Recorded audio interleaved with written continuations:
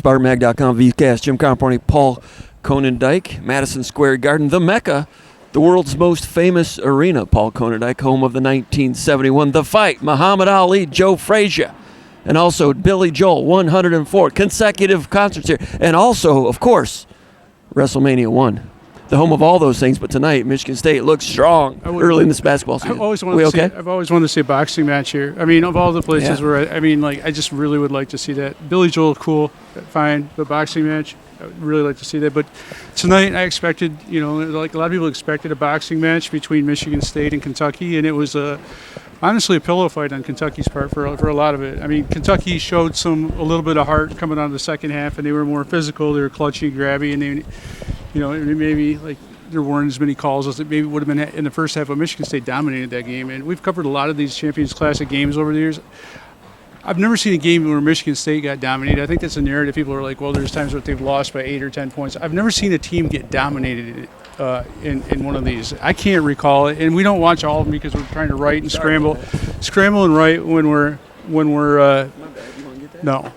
I don't need to see everyone see my bald spot, which is it's bad enough for me. But compare those. But anyways, Michigan State dominated this game, and it's embarrassment to Kentucky and their proud basketball program for getting beat the way they did tonight. I'll tell you why. You can argue, well, they had injuries, or this is a new team that hasn't played together, and they didn't really experience the Louisville rivalry. They just took it lightly. They're not there. They had every single chance to have a bounce-back game against a Michigan State team that has a brand name in the front of their jersey and one of the best coaches to ever do it in Tom Izzo. This is what, Mark Pope is preaching. This is our chance to get back. This is our chance to get right. This is our chance to get, have everything moving in the right direction and change the narrative. And what happens? Michigan State does to Kentucky what nobody does to Kentucky and just beats them hard on the glass, got open looks at will. And this was it was a really impressive performance on Michigan State's part. And I can't remember seeing Michigan State execute on offense this early in the season at that level with the type of personnel, to the point where I think some of the national media types in the post-game press conference were trying to fall back on the old narrative where, Michigan State always has a veteran team and they're playing against a Kentucky team that has a brand new roster. That's not the case. Michigan State has 4 guys. Some of those guys are in new roles, and they've got a new roster that has been imperfect version of itself. We've charted that in these VCasts, what they're not good at, and they put a lot of stuff together today. But this is not a Michigan State team that's even close to being a finished product, and they beat the hell out of Kentucky today. It was impressive. 83-66, Michigan State is ranked number 17 in the country, but there's not 16 teams better than Michigan State right now. Not that matters, but what you have here is Michigan State ahead of schedule. Why are they ahead of schedule? Tom Izzo, good talent, good togetherness, and I think it's a product of, I don't want to call it a gauntlet, but Michigan State's had some early season tests. Izzo was concerned about going to Connecticut, didn't want to get embarrassed. He'd rather have an exhibition with nobody there like they used to against Gonzaga and Tennessee a few times. Now they have fans and television for an exhibition. Lost to UConn, but they put a lot of preparation in there. And then he was concerned about Arkansas. He saw the way Arkansas could really put numbers on you, and he really railed on his team to improve rapidly on defense in order to compete against Arkansas. They did. And then they had to step back against San Jose State, and it kicked them in the rear again to get ready for this one because Kentucky was explosive in a couple of comebacks against Louisville. They're down 18, cut it to 4, down 20, cut it to 4. That was, kind of YMCA, Moneyball type of game, and in the pre-tip read, I bad basketball. It was. That's what I called it in my 3 and out. It's bad. I put good execution beat bad basketball tonight. Yes. And it was bad basketball. And in Kentucky and Louisville was bad basketball, but you couldn't see it because one team had to win. Right. But you saw it tonight even more so. So if good players, individual talent, but bad team basketball. And I'm not sure about the stuff that when you think of Champions Classic, I think of champion culture. In a lot of ways, there's been, there's different ways to win it. John Calipari, when he was at Kentucky, he had a lot of talent. There's no doubt about that. But those guys played hard and they played well together. And when they got embarrassed, they bounced back strong and they got better for it. Just like when Arkansas played at Michigan State. I'm sure that was a huge growing moment for them. We were just watching Kansas and Duke play. There's some championship culture, and Duke especially, they run some really good stuff, and you can see it tonight. Kentucky didn't look like a champion, and I didn't like. I don't like where they're at. Like we're going to talk about Michigan State, but if I'm a Kentucky fan, I'd be upset with a couple things: body language, lack of leadership, and frankly, I'm not sure what the coach's message was afterwards. Another 5-minute press conference after a loss where people ask him questions. He's like, "Oh, it's too long. It would take me too long to go into that." And that stuff's not going to fly. But the culture aspect, when Michigan State. It just seems like every time they got dug down on defense, Kentucky was hoisting up a bad shot. Anytime there's no surprise there. I wrote in the pre-tip read they were truckers. But anytime they ran some good stuff, anytime they got some defensive run-out type stuff in production, they shot themselves in the foot with a terrible shot. And then at the end, like when Michigan State was in that 17, 15-point range, there was a couple times where guys were just thinking about you could see the wheels turning in their head where they're thinking, I should probably drive to the basket on my man and get to the free throw line. But what do? Jab step, chuck. And you don't win at a high level in this game. And so I think one of the things that I was appreciative of is all the faults that Tom Izzo finds with his team nonstop. Puts it out there in display. It's uncomfortable for them. It's uncomfortable for him. We write about it incessantly, and these guys get better because of it because he still believes in them. He puts their faults out there, but he also lets them know, I believe that you don't have to be that player that I say you are right now. And a lot of guys took steps in the right direction. Two of the guys that Michigan State's going to need this year. A lot of is Curtin coming off the bench. He was that spot-up shooter, and he's really good in that role. And then Trey Fort really showed some maturity in some areas where he could have hurt his team. It did hurt his team in other games. He made better decisions, and he showed some growth in a game like this. He gave up one turnover for touchdown when they made one of the little runs, but I thought he was key, hitting a couple three-pointers in the first half, helped set the tone. And, three-point shooting can become contagious. Can become combustible, and Michigan State was combustible today with Jackson Kohler 2 of 2 from three-point range, McCulloch from 2 of 2 from three-point range, Kurtang, and Trey Fort helped get that virus going. And I've been waiting for that from him, and 3 out of 7 from three-point range, hit 2 of them in the first half. Michigan State began the game like 7 out of 11 from three-point range. He had a couple of them. So Trey Fort had something to do with that early on, setting the tone. But there's a couple times where he, one dribble pull-up or turned down a shot altogether and got it to a teammate, and that's what I'm saying with growth for him. Like the first couple games when they were trying to get him reprogrammed, they're still reprogramming to do that. Don't get me wrong. But those first couple of games, when he had a shot or it was a relatively good shot, he's going to take it. But but in this instance, sometimes it would intrude on the rhythm of what they're supposed to do. Right, and in this instance, I just felt like there's a lot of times where, even something as simple as a shot fake, which doesn't seem like very simple, but Kentucky, they'll bite. I mean, hard. I put that in the pre-tip read. That bite, they're gullible, Paul. Yeah, but that's another bad basketball thing. It's like if Michigan State's not hitting threes, you hate to see it, but you also love to see it. Yeah, and I think that's one of those it's one of those funny things where shot fakes shouldn't. If Michigan State's a bad 3-point shooting team, why would a Kentucky team come out that hard and that out of control on a 3-point shooter when you should be daring them to shoot? But instead, Michigan State would get that one dribble pull up, or they get a pass to someone completely open. There's a lot of really easy stuff at the elbow today. A lot of free throw line stuff that we haven't seen open. I don't think there's many times where Michigan State ran stuff that didn't work. In the pre-tip read, I said if you can avoid turnovers with their initial pressure defense, out ball pressure and in the passing lanes, if you can get through that, there's going to be openings elsewhere. And Michigan State certainly found them. To your point about Mark Pope, Kentucky's head coach, demoralized for a year 2 guy. I know he played at Kentucky, won a national championship there. He's all happy to come back home, all that stuff, but. Kentucky fans expect excellence right away, and they're melting down right now. And it's early in the season, but I don't know him that well. But man, it seemed like he was feeling some pressure there. Like he was talking about. He was like he was getting into Gettysburg Address mode there a little bit. Do you remember when John Calipari was at Kentucky? There's a couple of these games where Michigan State won. I think that Denzel Valentine team, when Matt McQuaid was a freshman, had five big points, and I believe it was against Kentucky and Calipari was really wrecked after one of these games. These are games where They put you through the ringer in Kentucky. Kentucky basketball is like Brazilian soccer. Yes. Not only do you have to win it, you have to win it in a certain style, as Tubby Smith found out. You can't just win defensively. You have to have the number one recruiting class.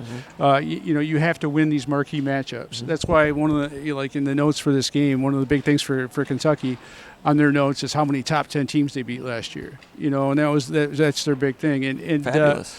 So it's great. Plant a flag. But whereas I don't know what the message is what his message was, because you can't acquire any more players midseason. They will get Jalen Love back and Jaden Quains. Those are two big pieces. But unless they get to the point where they play basketball like a team, they're going to be in for a rude awakening. And there's zero leadership at the player level. I think the best leader in the team is probably the Aberdeen kid from Florida. But he's got some of that Florida culture that traveled with him. But it's a problem. Meanwhile, Michigan State, it looks like the championship residue from last year has carried over. And the one thing that those four guys that are captains can do for a team is they can help you prepare for a game that matters, and they can be like the sound. They can kind of reiterate what Tom Izzo was saying. They can bring those guys along and get them ready for big games. And I think those captains have done a nice job. But all those guys are talking about how good practice was this week and how they, raised up a level. They felt like the growth. Just talking to the guys in the locker room, they felt like the growth that they had in preparing for Kentucky was more accelerated than the growth that they had pre the Arkansas game, because they felt like they made some good progress ahead of the Arkansas game, and they showed it on their home floor. I kind of expected Michigan State to lose that game because of Arkansas's talent. They didn't. But in this game, they really took it up a notch. For the Arkansas game, Michigan State suddenly looked better than they had all year. And they practiced hard. It was really demanding. We were at some of those at one of those practices beforehand, and it felt like Big Ten mode. And I'm sure this was the same case, but the rebounding piece, once again, we're used to Michigan State out-rebounding teams like San Jose State by as many rebounds as they did. But usually in the Champions Classic, you don't out-rebound a team as thoroughly as Michigan State did in this game. Not only rebounds, but the amount of times there were shots, offensive rebounds, there was no one around. Like when it was Kentucky did not go to the offensive glass. For a team that was plus 17 in rebounding margin coming into this game, didn't show up on the offensive glass several times. Didn't even go. I just wonder if they were more. That's where you see the complete lack of leadership at the player level. They cut it to 10. As soon as Michigan State started pulling away again, it was like, it was choke out. Now, when I was talking about the gauntlet, and I don't want to use that word too loosely, but rarely does Michigan State face a gauntlet by November 18th. Yeah. Played UConn, learned some things, had to get ready for an exam against Arkansas. Izzo, kicked some tail, and they made vast improvement to survive that thing. Then the step backward, and then again to get ready for this one, and you're seeing Michigan State make such rapid improvement early in the season. By November 18th, you don't usually see Michigan State this far along, and I always use that axiom: 30 games, get your crap together. And they've gotten a lot of crap together here by mid-November with a lot of new players, a lot of new pieces, new roles and everything. They've listened to Izzo. They've bought in. He realizes that they are coachable, that they are buying in, so that just lets him go more and more full throttle. And he has his bits and pieces, and he'll find more screws to tighten up and more things to focus on in terms of quality control. Trey Fort is starting to get it. That means he's just going to catch more of it now. But Jackson Kohler, a guy that's had a good shot release, we talked about him really through the summer and preseason. He's always had a good release, but there's something about his release that looks even a little more pure now. He's shortened up the stroke a little more compact, but coming off his hand, it just looks like a pro release coming off of there. And he didn't shoot well in the first 3 games. Percentage wasn't very good. But I thought it was a matter of time before he had a shooting night like this. He still doesn't quite have all the touch in the paint that he's had in the past that he should be able to get to at some point this season. But the face-up shooting gives Michigan State a legitimate stretch 4, I think. Last year, through the course of the season, he was developing, and Michigan State was trying to develop to establish that. And by March, they had it a little bit, just enough, help them get to the Elite Eight. Now you're seeing in him a senior late in his career, early in his senior year, but late in his career, becoming more and more of a shooting threat, which this team and this offense really needs. And you hit a couple 3-pointers, and then in this one, they race out at him to honor the three-point shot. Shot fake, one dribble, 17-footer, hits a medium-range shot. That stretch four opens up so many things. Jackson Kohler has it. We've seen other big men late in their career develop as shooters. Goran Sutan really didn't start shooting until late in his career. Adrian Payne, the late, great Adrian Payne, he didn't shoot well from distance until, increasingly later in his career. Even Draymond Green as a 4 later in his career. Hey, Hauser came along later. Now we're seeing Kohler. It's happened before. Now it's happening for Kohler. And that gives that really spreads things out. Meanwhile, Fears shot well against Sacramento State. He's, he's always been quick and tight and strong, but he's even quicker and stronger now as he gets a year older. You combine a stretch 4 that can shoot it with a point guard like Fears that can see the floor and do his thing, and you start doing some good things in Michigan State on offense. I don't know, was it Jeff Borzello that had the tweet out there that said this is the most assists that the Michigan State point guard has had in a November game since against a ranked opponent. Since Mateen Cleaves in 1999. 13 assists, career high. And Fears is a great passer. Not only does he get the ball to guys that are open, he gets the ball to guys that are open in position to shoot. I mean, and I think early on, there was times where Tom Izzo didn't like the way Jeremy Fears started, and he was really upset about the way Jeremy Fears played early in the game when he drove in deep and got stripped that one time. Yeah, that one time, and I don't know if he was Izzo wasn't happy with it. Izzo doesn't like a point guard in semi-transition to take it beyond the free throw line. If they do, they better. It better really result in something point blank. He got in there and kind of lost it in the turnover and went for a layup the other way. I don't think that was the only thing that Tom Izzo didn't like about Fears. Now that was 5 minutes into that first shift, so he was tired at the end of that too. That came into it. Kentucky was still hanging in there. Then the Divine Ochukwu shift with those guys coming off the bench. I thought that, to me, that was a turning point of the game because they came in there. Kentucky was up, I think, by 2 points. Not only did they tie it, but they had for the first time in a while they had consecutive back-to-back stops while they were scoring. So you had guys coming off the bench and playing, building on what the guys did before. And I think that was huge for Michigan State. I think maybe the biggest moment for Michigan State was for Kohler hitting that first 3. I love what he does. Going back and touching on what you're saying, I talked to him after that San Jose State game, and he was adamant that he was really upset with himself, but he trusted his work, and he was going to keep on hitting open shots. And I knew at that point, I wrote the story, and I wouldn't write the story if I didn't believe it, the way I wrote it. But I knew he was going to make shots, and you got to be able to trust your work, and he definitely did. I thought today was the most efficient he's played this year. He was 8 for 12, I believe it was from the floor. Sometimes he's not really tall, so you're going to have some issues with length. I thought he did a really nice job. Even Carson Cooper didn't score a lot of points today, but that one bucket he had, that jump hook inside was really nice. All those bigs did well. I don't know if I already mentioned it, but I was really impressed. Every single guy that played the 4 or the 5 in this game for Michigan State came in and did something productive, and I can't remember that ever happening in a Champions Classic. I'll tell you something else that Kohler did, something they talked about in the pre-tip read. They've also been working on get comfortable, buddy. It's fine. Oh, yeah, man. All right. Something they've been working on with Jackson Kohler for 2 or 3 years. Sit you next to the glass. It's loose, man. No. It wasn't put in by union guys. I stay out of the corners. I stay out of the corners. If it was union work, I would be okay with it, but it's not. I'll bet it is. We're in New York. It's a little loose. Write a letter. We'll get that tightened up.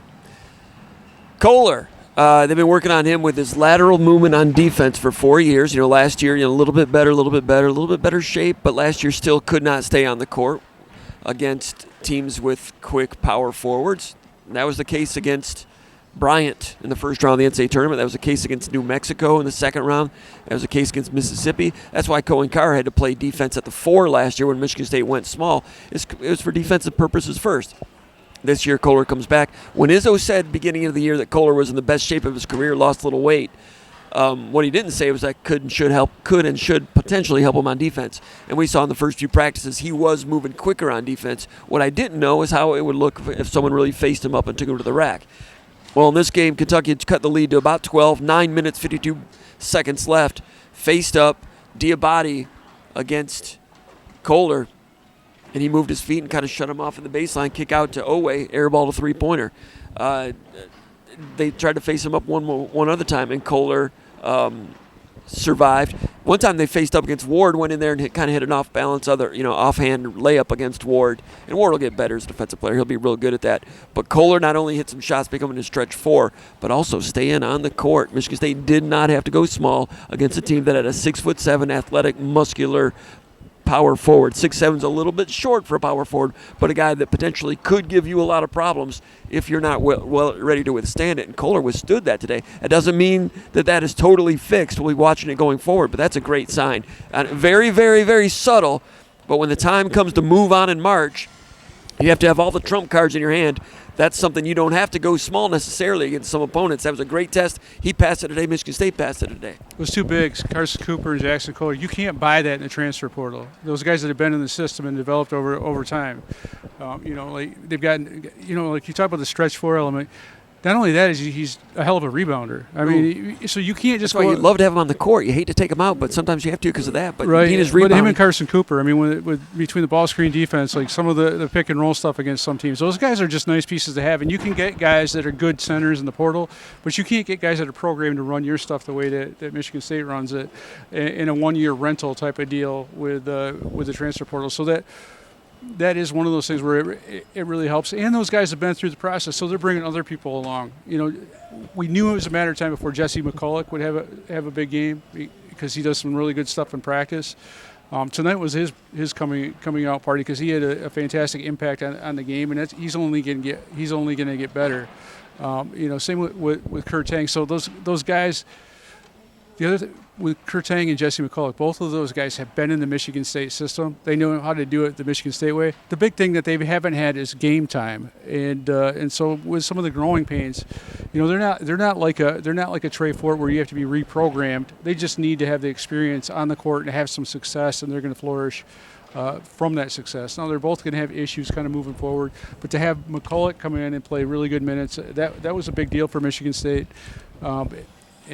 I'm excited to see what he can do moving forward because he's feeling really good about himself for the first time this year. Yeah, and it's a nice shot release on him, too. You saw that back when he was in high school, wrote right about him as a recruit.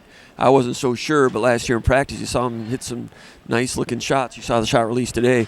And he's got some touch from 15 feet and in. Also, we haven't seen that yet, but he's got that. But shot clock winding down. When a guy like that has no choice but to shoot it, sometimes it looks pretty good. When he knows, well, I can shoot this right now because I've got to. And then you saw talent come through. The big one when they had just cut it at 10 points, timeout. Michigan State comes out of the timeout. I think they went down low to Kohler, and nothing was going there. Kentucky played some pretty good defense for a minute, got it back out. Shot clock going down, cross-court pass, I think from Tang over to McCulloch, right corner, and really a turning point shot in the game, stretched it back to 13. Then it went to 11. Then Tang hit a shot, and it's 14. Kentucky never got any closer, but that was, it was kind of a turning point because it stopped Kentucky's little brief spat of momentum, and it was Jesse McCulloch at the end of the shot clock making that happen. The other guy I thought that actually made a little bit of progress that might not show up in the box scores, I thought Divine Ogachukwu handling the ball. They needed to buy.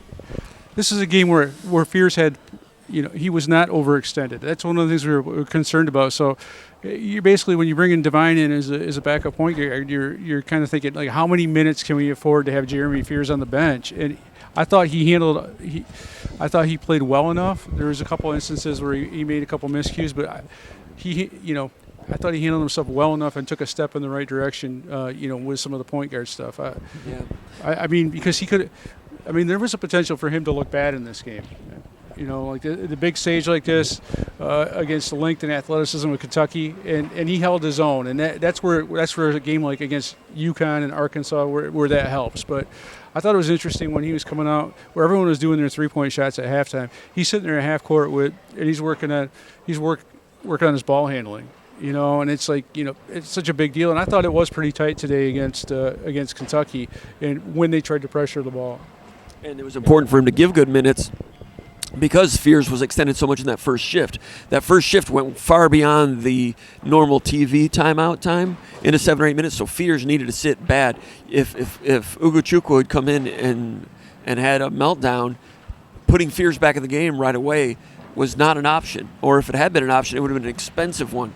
but he pitched some relief there. That was key. He did give up a mistake on a little back cut and foul and one. Izzo wasn't happy about that, but he also had a drive for a bucket, so he will continue to learn, and those are important minutes from the backup point guard. We didn't see Divine play on the court with Fears today. He didn't play any off guard for them because Kurtang was playing so well. Kurtang, 15 points, career high, shooting it. That one time when he went shot fake, stepped into inside the three-point arc, then back out of it and hit a three-pointer. I mean, it looked like Sean Respert on that play. Izzo's compared him to Respert in some regards because he can shoot, but he might not be the greatest defensive player. If I can, sorry, Sean, if you're watching, but I mean, Sean, he's a career big, the all-time Big Ten leading scorer. When he left, he could take a couple possessions off here and there. Kurtang, they're working on him with defense. And I have to admit, Paul, a week or two ago, I wasn't sure we'd ever see a game like this from Kurtang. We knew that he could shoot, but you got to do other things to get on the court. But man, he really was one of those spokes in the wheel today, and we saw him smile today. I'm not sure I've ever seen him smile. You talked to him in the locker room after the game. How was he? That was cool, man. He was beaming. Yeah. I mean, and so when I see that, I see a guy that knew he could do it. And was waiting for that moment, wanted to, and kept on working. And he did it in practice this week. Talking to a couple of teammates felt like he had a really good week of practice. But he was beaming like a weight had been lifted off his shoulder. I felt like this. I didn't talk to Trey Fort, but I could tell in his body language in the locker room he was feeling good about himself. Fort? Yeah.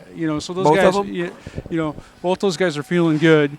Like both those guys did things where they obvious progress. Like for decision making. You mentioned the shots earlier, but you can feel good about yourself. You're contributing to a big win over. There's a big difference between contributing to a big win and playing minutes, survival minutes, until the guy that's ahead of you on the depth chart gets out there and gets back in the game. And there's everybody that played for Michigan State contributed today. Yeah, and you talked earlier about the contrast of one team, culture team, and then Kentucky is just an amalgamation of loose professional individuals. I mean, people in Kentucky, you talk to them, and their media, they everybody knows how much they paid for this roster, right? It's like $22 million, or what did I say? Did I say 12? $23 million? $22 million, I believe it was. Yeah, and Michigan 12? State, I can't remember. It's $23 million. Yeah. And Michigan State is comfortably in the way down into the seven digits. I mean, so Michigan State, with all its blue blood status and conference championships and a couple national championships, Michigan State's strong. Izzo wants to do it his way, and part of that is the team culture, like you talked about earlier. Kentucky went out and spent a lot of money on a lot of transfers, and that looked good in the funny papers in the offseason and everything. But in this sport of basketball, maybe if you have more talent and experience and maturity, that might pay off if it's a 7-game series of 48-minute games maybe. But in college basketball, when you got 40 minutes to prove you're the better team, just as I think it was a victory for culture basketball and team basketball today. And I'm not saying that this is the end-all, be-all. There'll be days when Michigan State loses to teams that are loaded with transfers that are good for 1 year, like Kansas State here in the Sweet 16 back in 2023. But, Izzo was asked, like you said, in the national media, a national media member, I'm not sure who that was, talked about, Michigan State looking good this year. And he mentioned Gonzaga, and he mentioned somebody else, some other team that's looking good early in the season. I think Gonzaga's because they are, maybe not teams that have done a lot of shopping, and they've been able to keep players happy and in the program. Now, I know Trey Holloman moved on and Xavier Booker moved on. That's going to be the way things are with some programs. But by and large, Michigan State has really tried to keep players in and limit how much they've had to go shopping for transfer portal players. And I don't know if it's going to be like this in March, but as of right now, Michigan State with the secret sauce is cooking pretty good in November. Look at Purdue. That's another team. I mean, they've built through their program. I watched Gonzaga. Gonzaga is an okay example of that because they have some new pieces. And I watched them play the other day. They always look good early. I don't know if I trust them. But they've got a good culture and they run good stuff. So I don't care about what they look like in March. I mean, they look like a basketball team that's running winning stuff. A basketball team.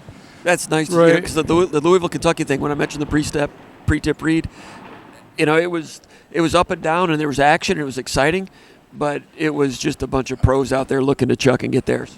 Yeah, and the other thing, too, is when you bring in those guys, I mean, so we mentioned about the 4 guys that Michigan State had coming back to provide leadership. The guys that Kentucky has, I'm thinking of, Otega Owe. he took a couple open threes, which is fine. But his bread and butter's driving to the basket, and I feel like he could be a better fit for that team. But he's not providing leadership either. So it's like there's a set of you can talk about Kentucky's got more talent, they spend more money, but they don't have the same accountability. And accountability is big in sports. They don't have the same leadership, and like Tom Izzo, there's something about you can say, well, he needs to spend more money, and there's sometimes I might agree with you, but at the same time, he's committed to player development, and he believes in it, and he's getting development that he wants. And, you look at Jackson Kohler as a perfect example. All the things that he couldn't do coming out of high school, ball screen defense, all these different things. And, he's gotten better and better and better. Carson Cooper, everybody in the team that's developed into, Trey Holloman, the guy that you just mentioned, he got a lot better at Michigan State than he was coming out of high school. And now, he's getting paid because of it. But Jeremy Pierce has gotten a lot better. And if Trey Fort keeps his nose to the grindstone and listens and gets some positive reinforcement from his teammates, he will come out of this a much better player, and he'll be a better pro, whatever level it is. He will make more money because of the year he's spending at Michigan State right now if he keeps working at it. Guess what? It's fun to win these kind of games on this kind of stage. And it's like, if you sacrifice a 3 here or there, make a good decision. I mean, that's a worthy reward to win these kind of games. And don't think for a second it's not lost on a guy like him who's played. He's been in a lot of different stops. He's never had a chance to experience this type of thing, and it's going to be meaningful to him. And I think he's a good enough kid where he is going to learn and grow throughout the course of the season. All right, Paul. So let's see if I can keep your attention here on this. First we're going to talk about BetMGM. Cans a couple days ago. If you haven't signed up for BetMGM yet, use bonus code ON3, and you will get up to $1,500 in first bet offer. You'll get up to $1,500 of first bet offer, Paul. Write that one down on your first wager at BetMGM. Here's how it works. Download the BetMGM app and sign up using bonus code ON3. Deposit at least $10 and place your first wager on any game. You will receive up to $1,500 in bonus bets if your bet loses. Just make sure you use bonus code ON3. That's ON, the number 3. When you sign up on 3, and make this college football season one for the history books. Make it legendary. Also, you can go in there and check out the lines for college basketball too. Disclaimer now, see betmgm.com for terms. 21 and over only. U.S. promotional offers not available in New York, Nevada, Ontario, or Puerto Rico. Gambling problem, call 1-800-GAMBLER. Call 1-800-8. In New York, call 877-8-HOPE-NY. In Arizona, call 1-800-NEXT-STEP. In Massachusetts, 1-800-327-5050. In Iowa, 1-800-BETS-OFF. In Puerto Rico, 1-800-981-0023. First bet offer for new customers only, subject to eligibility requirements. Rewards are non-withdrawable bonus bets that expire in 7 days. This is in partnership with Kansas Crossing Casino and Hotel. Don't forget, if you haven't signed up for BetMGM yet, use bonus code ON3 and get your $1,500 first bet offer today. And if you listen to the Andy Staples podcast, you will hear him read that promo much better than I do.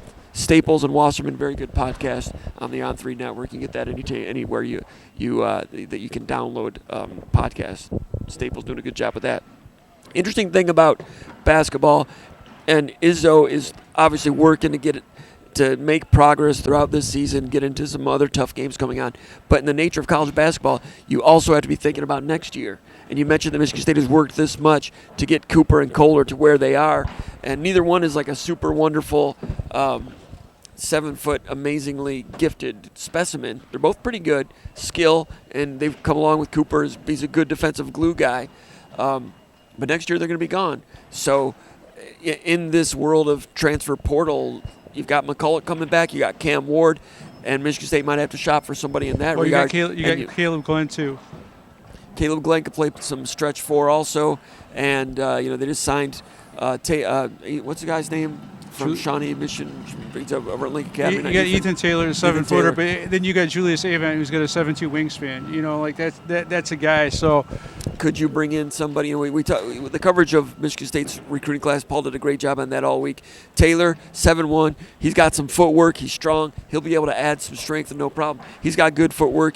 He can make moves in the post to either shoulder. He comes in as a post player, whereas Xavier Booker came in as like an in-orbit face-up guy. This guy's a low post guy. He's got a lot to work on in terms of endurance. He doesn't get up and down the court all that well. He can run okay, but when you watch his state championship and so forth, they're going to have to work on his endurance somehow, some way. I'll be eager to see what it looks like at Link Academy this year, up and down against better competition. But he's got a lot to work with. He'll factor in as well, I would imagine. It's hard to play more than 15 minutes. I'm sorry, you're going to tell me I'm crazy and that I'm nuts, but go back and look at every Michigan State big man. Because he's not a Jaren Jackson. He's not like Jaren Jackson was different. Like Deonta Davis was different. Those guys were athletic and they had good lungs and they had good cardiovascular and they could run for days. They were specimens. So you're going to say, well, what you're saying that this guy that's ranked the number 2 center in the country can only play 15 minutes. I'm saying go watch his high school film. Go back and watch a whole game.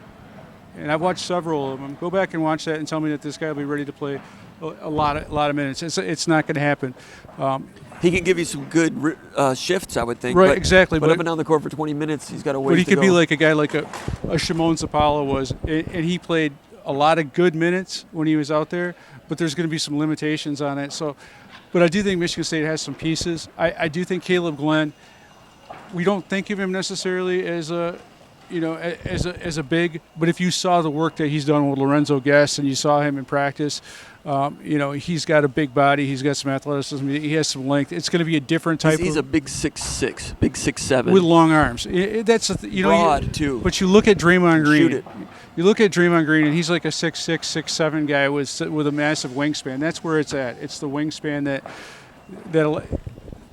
at 6'7". If you've got that massive 7'2" wingspan, you can play really good defense, and you can move laterally typically very well. I think Cam Ward's going to be an excellent defender. I think, Jordan Scott's going to be interesting because he's a 6'6" kid that's got a really long wingspan as well. I'm going to be interested to see what he's got with another year in the weight room. It's going to be a different type of Michigan State front court. I wonder if they'd go after a Sapala type guy, like a 1-year big guy, like that 7. I don't know. It's because it's tough. You got assuming if Cohen Carr's back, I don't know what you do, but I don't. I think it's a constant thing that they're always working on. That's the nature of college basketball. I don't think. I don't. I'm guessing that Izzo's not going to do that. In the meantime, Kohler and Cooper, a couple of seniors, homegrown guys, rare these days. You can't buy those. They played well today. Kentucky, you can't buy that. You can try. I mean, Carson Cooper, when he's gone, people like a Drew Namick, people are going to realize how valuable and how rare those type of guys are. You don't realize what you get from him until he's gone. And we'll see how far that can take Michigan State this year. I mean, it's his own way he wants to do it. When they played Kansas State here in 2023, Michigan State had a really good team, and Kansas State was good for 1 year. They had like 7 transfer guys. It happened to mix well together, and they had that point guard that would take some crazy shots. Toned it down a little bit against Michigan State. They won that game, and haven't been anywhere near since. But there'll be like 1 or 2 teams every year, or 2 or 3, that have a bunch of transfers and end up doing well, and everybody will say that's the way you do it. They've got it figured out, and then the next year they're nowhere to be found. So. Izzo's got a long-term later in this season and other seasons. For his sake, you hope that he doesn't run into one of those situations where you have this homegrown team he's done it the right way, but you run into a team with a bunch of 24-year-old pros. I mean, I just feel like I'm watching a movie that's going to go that way. Yeah, but you look at that Kansas State game. Michigan State had every chance to win that game. I mean, that was tied. Michigan State was late. Right there. So it's not like it's not like they were dominated. It's not like the Derrick Rose Memphis team in 2006. So, all right. So I'm just impressed. Honestly, I'm impressed with the level of growth in that short amount of time. The gauntlet, helped, I think. And I'm interested to see what Michigan State's going to do against some of these other big name teams if they can sustain that. I feel much better. I feel much better having watched this game about Michigan State's potential against North Carolina. I think that's doable. But to see the level of preparation, and not just preparation, but putting that to practice and having and executing at a high level, that's something for a team that has so many inexperienced guys is rare, and it bodes really well for the Big Ten season where you've got really good coaches that do really good things, and you have to cross every T and dot every I in preparation. So to see that right now is very encouraging for the future. Izzo's really leaned on this team to come through, and they've done it. And it's early in the season. They've shown some traction. They've shown some growth, and there's more growth to go. Fears shot well against Sacramento State. Need to see more of that. Didn't have to do it much tonight. Didn't need to tonight. Cohen Carr, they need to get him going against Big Ten competition. Some curls off of 15 feet, some medium range stuff. Need to get him going to the free throw line. Didn't need it tonight, but these are cards guards. They want to be diversified in all kinds of ways. But that bench today, Kurtang, McCulloch, and Trey Ford, not a bench player, but some of their secondary players, role players really came through with some shooting today all together, and it did a great job. Paul, as you know, Michigan's recycling rate has fallen from 90% to 73% in recent years. Michiganders are squandering $105 million per year by not taking back their bottles and cans. That's hurting our environment, Paul. So help the environment, help yourself, help your beaches, lakes, and roads, Paul. Take your bottles and your cans back, take them back. That's a message from Spartan, a great Michigan company dedicated to recycling and dedicated to your Michigan State Spartans. We will continue to cover your Michigan State Spartans at SpartanMag.com throughout the week. Football, a lot of stuff going on with football. Stay tuned on that one, and we'll see what's going on. Michigan State ready to go to Iowa this weekend. A lot of the coaching staff's got to produce. Everybody knows they're under fire. We'll see what happens there. SpartanMag.com is the place to go to subscribe for all we got our ear to the ground on what's going on there. That's where you want to be. $1 for a week. Try it. Subscribe for $1 for a week. In the meantime, give us a like here on this channel. Subscribe to this channel and check us out. Got football stuff coming up. Anything else, Paul? You got any closing thoughts? No. They're closing down Madison Square Garden, the world's most famous arena, and we're ready to close it down. You've been watching the VCast from New York City's Madison Square Garden. The VCast with Paul Konerdijk with the Spartans for SpartanMag.com.